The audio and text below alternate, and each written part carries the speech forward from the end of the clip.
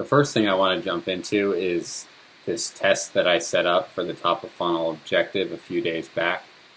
And you can see I tested reach, traffic, lead generation, and video views.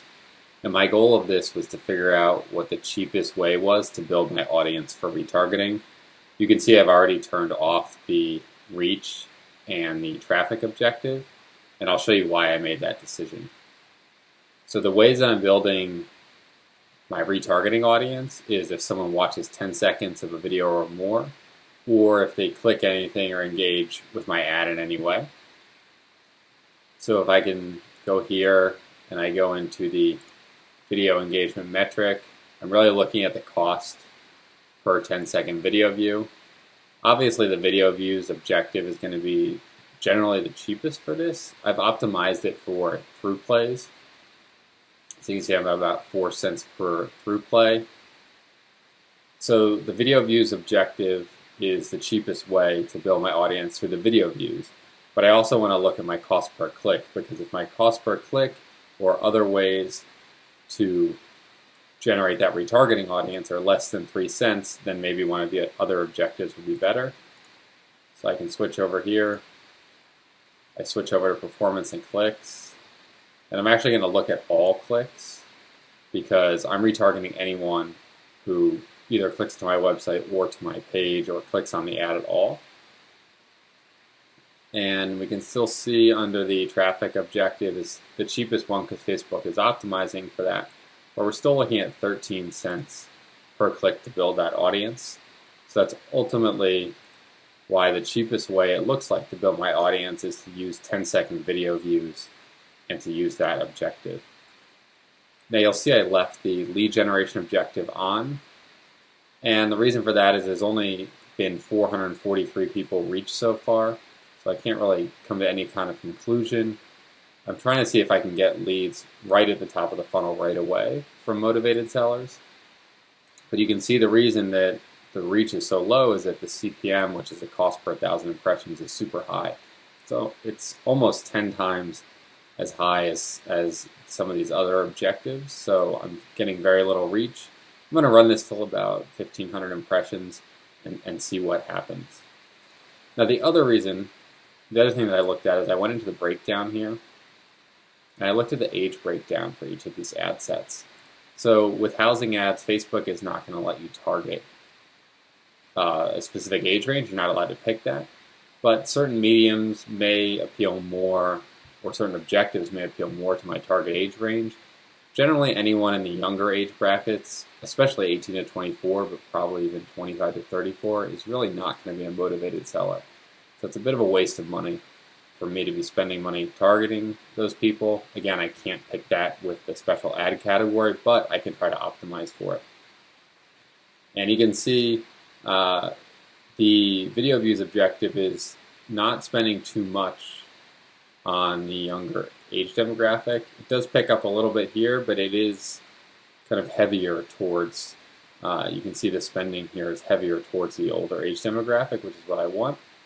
Where if we scroll down to traffic, you can see it's getting pretty,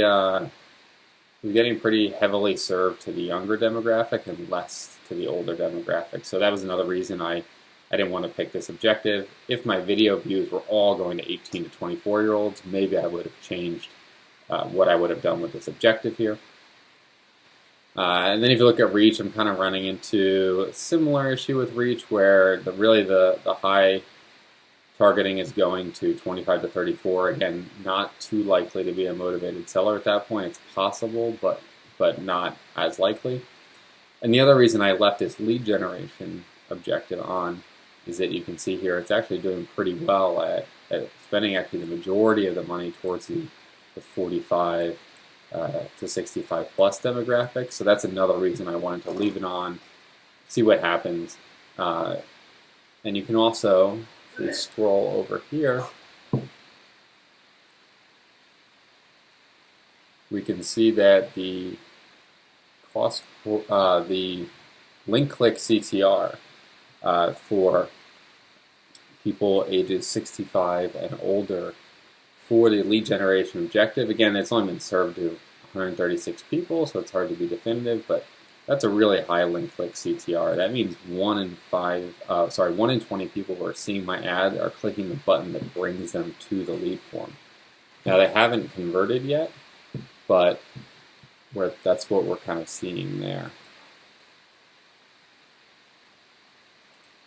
The other thing you'll notice on the 65 plus demographic for the lead generation targeting is we're getting an 8% click-through rate for all. So that means people who went to my page or clicked other parts of my ad that did not go to the lead form. So I mean that's very good. I mean we're talking 1 in 12 people is clicking my ad.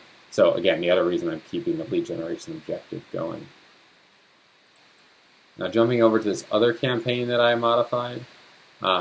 I had this campaign running where I wanted to convert people who watch a video for 3 seconds into people who watch a video for 10 seconds. So I'm not retargeting people in my middle of funnel campaign who watch a video only for 3 seconds, only if they watch it for 10. But I thought there may be at least some level of interest in people who watch it for 3 seconds, so I would show them another video, see if I could get them to the 10-second video. Now if we break this down just for the last few days, since I've been running some of the newer ads,